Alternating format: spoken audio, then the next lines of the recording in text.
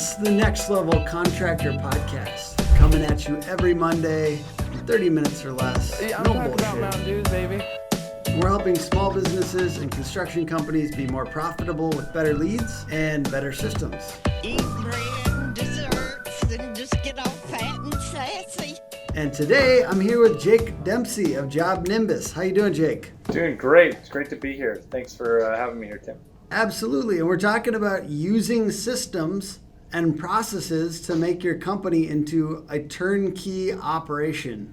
And from what I understand, Jake, 80% of roofing contractors are not on any kind of software. So you're not even talking about like competitors in certain ways. We're talking about like people who don't have software yet in some cases. Yeah, I think that people have been running things for quite a while just on whiteboards and things like that.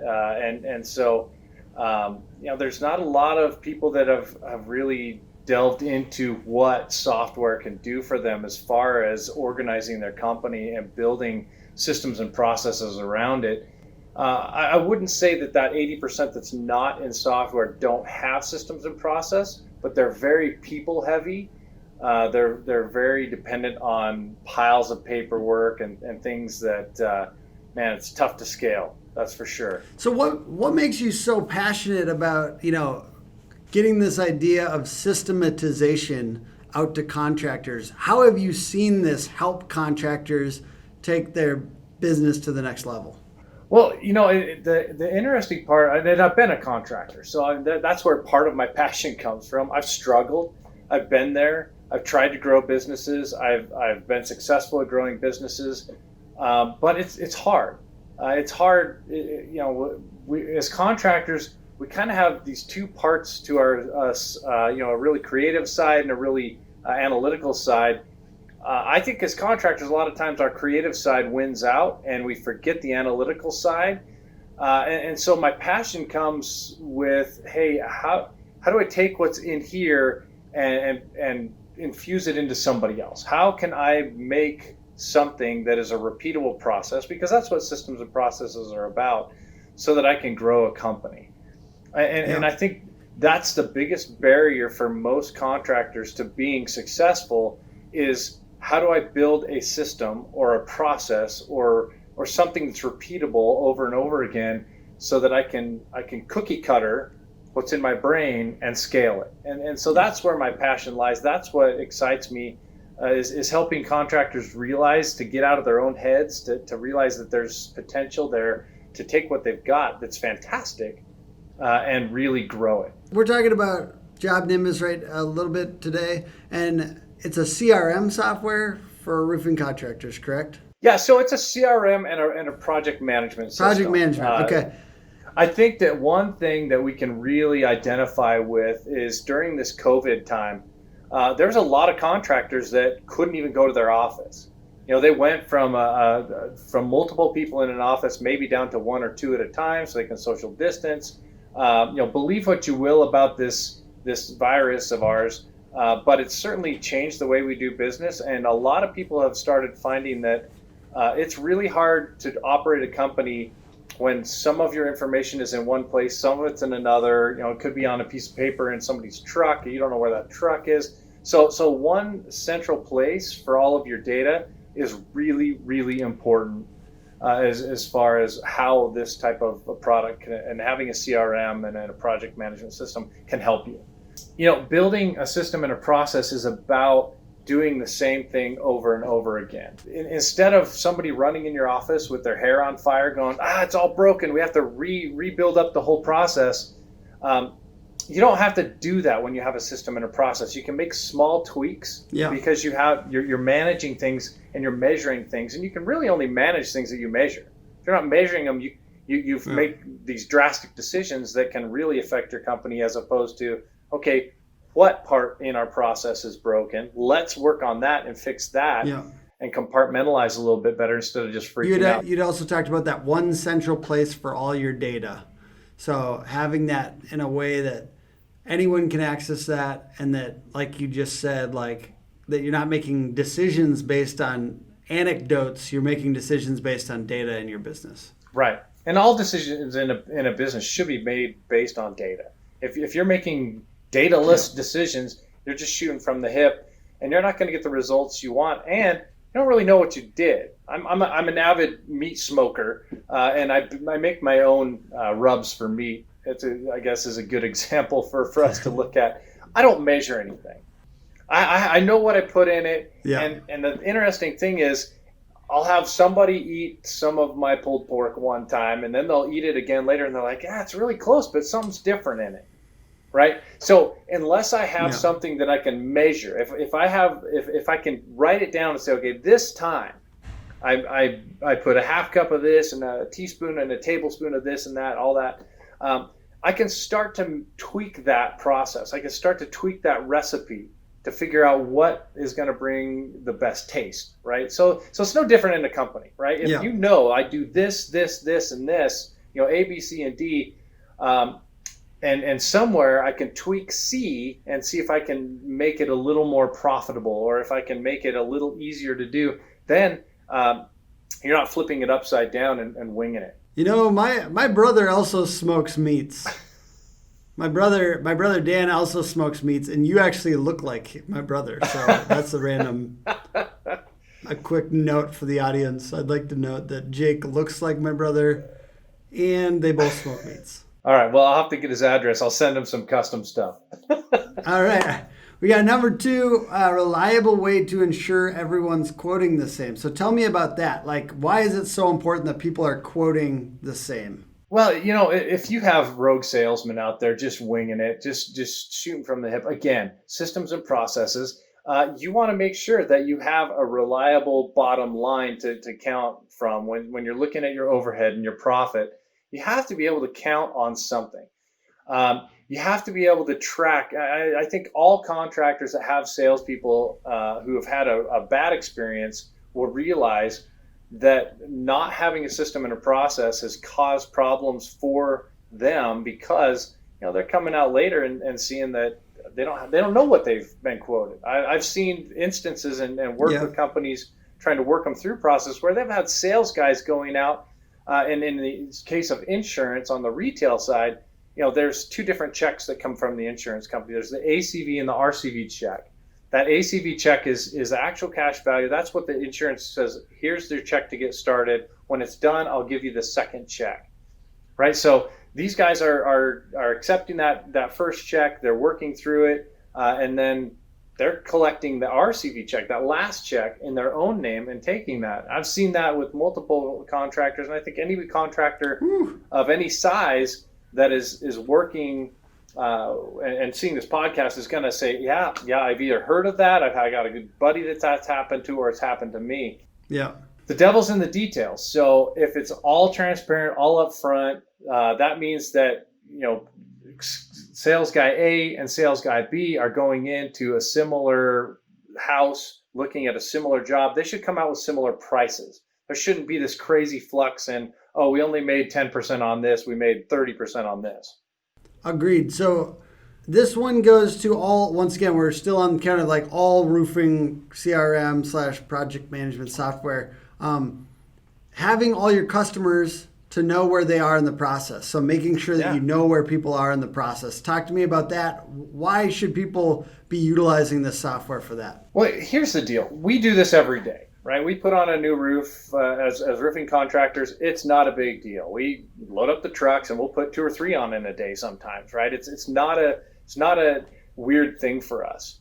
But in the world of the consumer, we're asking them to spend as much as they would spend on a new car and throw it on their roof and make a fast decision, and we'll see you in 2 days and things will start happening, right? So when you don't show up, they are wondering, what happened to my money, right? When you're not doing what they think you should do, but you haven't educated them, they're freaking out. I've been in a call or an office with one of our contractors, and they got a phone call, and there's just a person like, it's been 2 weeks.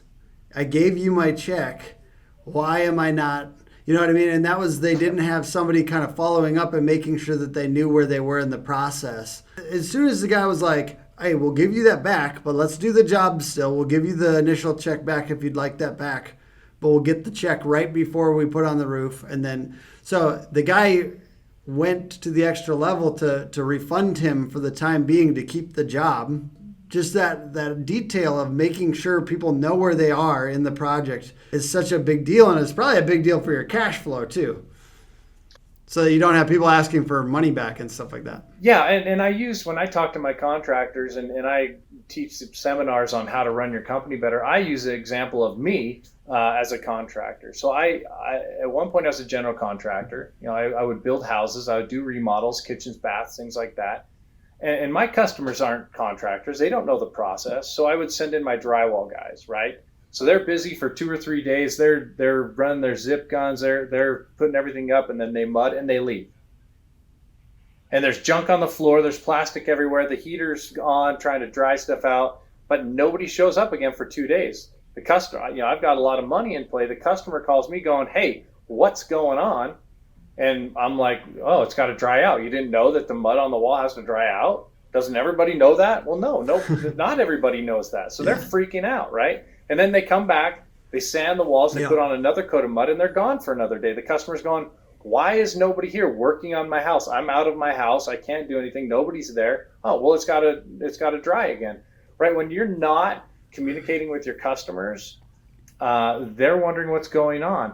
They don't care at the end that it's a beautiful product if the experience in the middle was horrible. That is going to affect ultimately the Google reviews of, we're trying to fix a couple of problems when we're dealing with CRMs and project management systems like Jobnimbus. Number one is, oops, I'm sorry, that job fell through the cracks.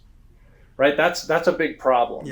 That's going to help us solve that problem. That's not going to happen anymore. That's an expensive problem. 3 roofs a month, and that's an easy thing to, one sales guy each month dropping the ball at 15 grand, $45,000 times 12. That's $540,000 a year in revenue you're losing, right? So that's one thing. We fixed it. They're now in a system. We can follow up on them. Now we're dealing with a Google review that says, their communication sucked. It looks good in the end. That's still a 3-star review. Who wants a 3-star review? It says your communication sucked, right? That's something you now have to find a whole bunch of customers that loved your job to drive down in your Google reviews somewhere, this 3-star review that says your communication sucked. Well, what if all you have to do is move your job to the next phase and it automatically emails your customer and just says, "Hey, here's what's going on.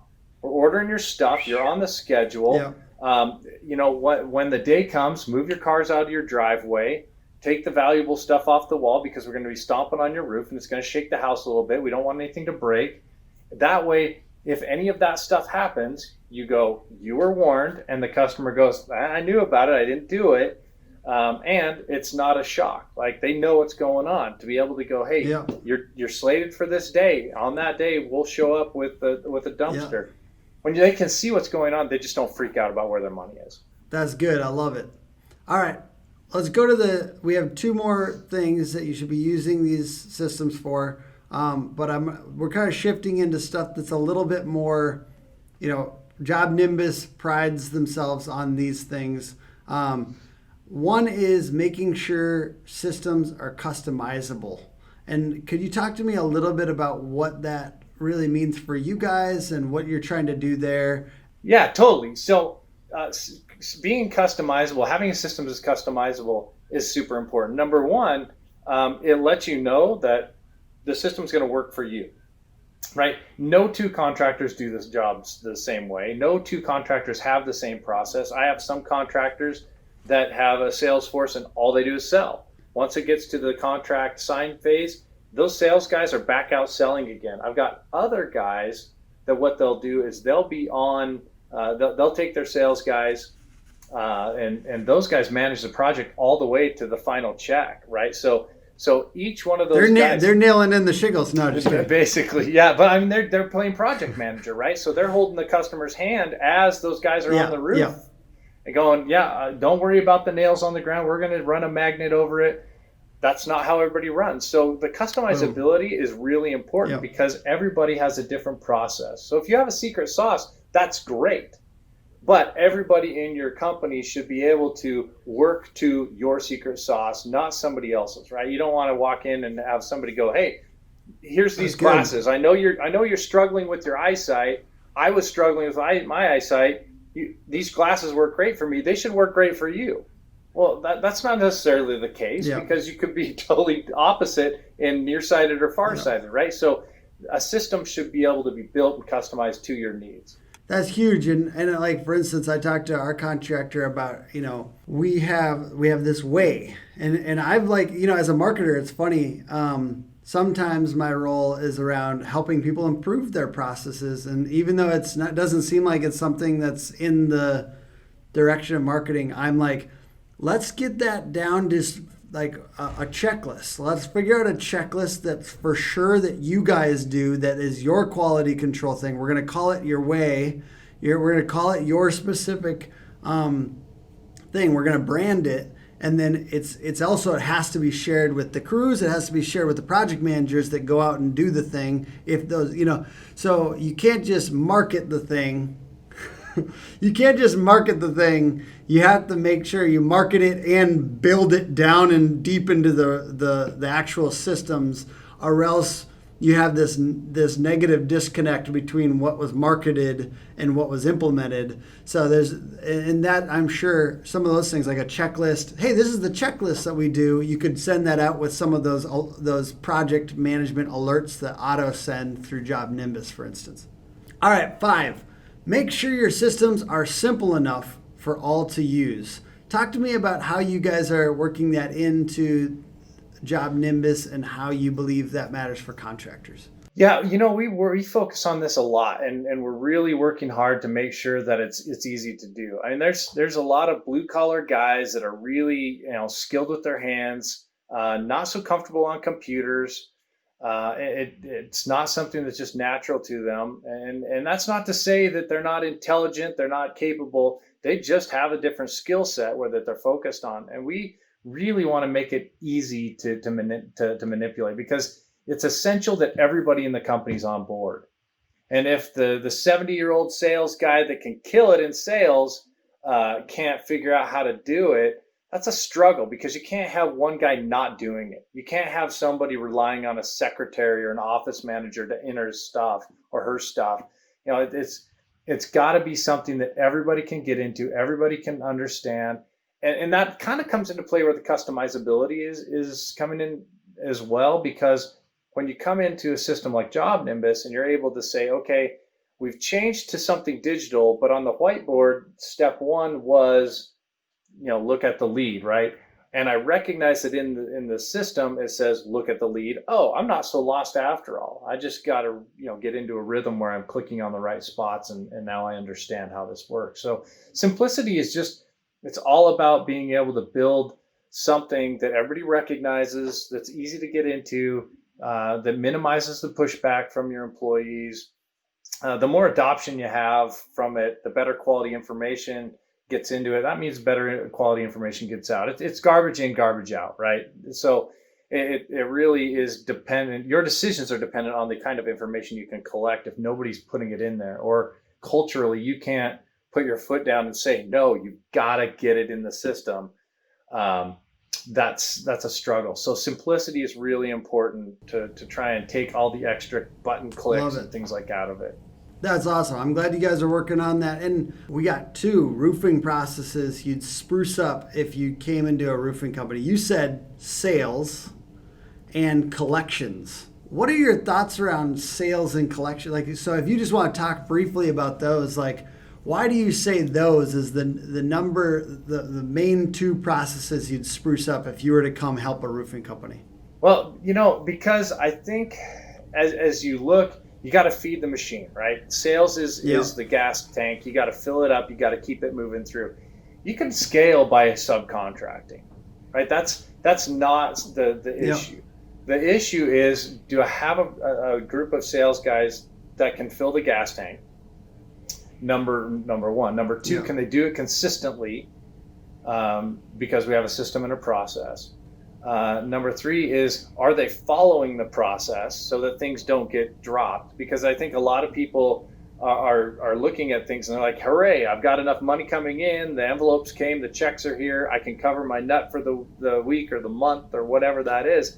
But not having a way to track that, or not being able to see not just the revenue received, but the revenue missed, means that you don't really know, right? Everybody has a handle on their books and how much I collected this month, but how much did you lose? Why did you lose it? What's the struggle there? I came from a really small town, and I tell this story a lot in my seminars.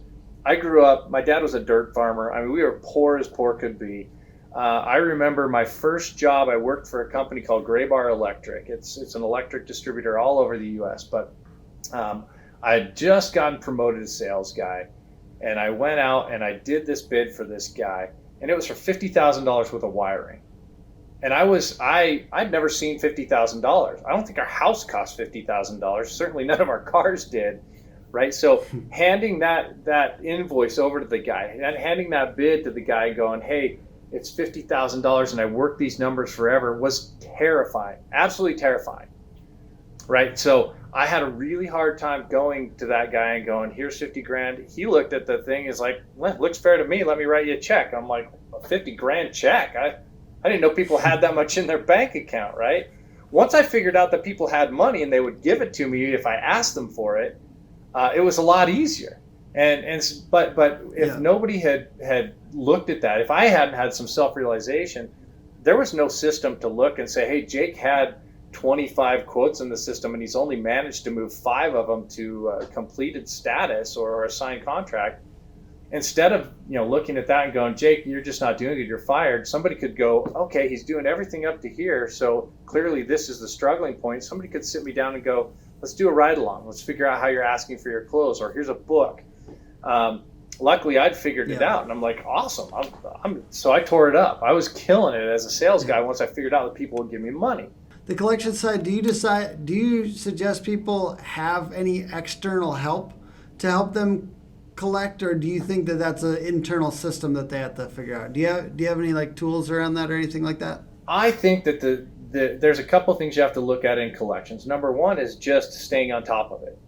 When you're a small shop, you're just let's produce, and then at the end you're like, oh crud, I've got like 8 jobs, 10 jobs, 20 jobs that I can bill. And some of those jobs are 2 or 3 weeks old, and the customers, especially in the insurance world, they've gone to Hawaii. I mean, that second check's gone. What are you going to do? Right? So if you're on top of things and, hey, this job's done, I want you to contact your insurance company. That second check is coming, or you need to pony up the second part of your cash. That's something that a lot of people miss out on, and it's just that delay, right? I mean, you got 10 days to pay me max. And then, oh crud, I forgot, and I didn't have a chance to follow up on that. You should have a process for leaning stuff, right? If somebody's jerking you around, in most states there's only a window of time that you can put a mechanic's lien on a house, and sometimes between 45 and 90 days. If you miss that window, you're screwed. You're just out the money. There's nothing you can do about it. So I think it's just really important to stay on top of that. And a lot of people just struggle with that piece. And so those are, I think, the beginning and the end. If you can get a handle on those, that's going to make you a lot of money. All right, before I ask you where people should go to check out Jobnimbus, which I have a guess about where they should check it out. But can you just give me, I know you're a really well-connected guy in the industry. You have a lot of these conversations. Could you just give me any resources that you know for people that want to get more into roofing sales from your perspective as somebody who doesn't have to buy this, but you kind of know the reputable, respectable resources? Who do you see as those people to go to check out? Yeah, there's a pretty good crew out there, and people are really effective at training. If you're thinking about getting into, or you just want to improve your process, period. Sometimes, swallow your pride a little bit. Go reach out to some guys. Jim Johnson, he's Contractor Coach Pro. I think that he has a great system, and he understands the value of systems and processes. I would definitely go take a look. Yeah, I've chatted with him. He's a smart guy. Yeah, contractor, great guy. Danny Kerr, he's with Breakthrough Academy. They're out of Canada.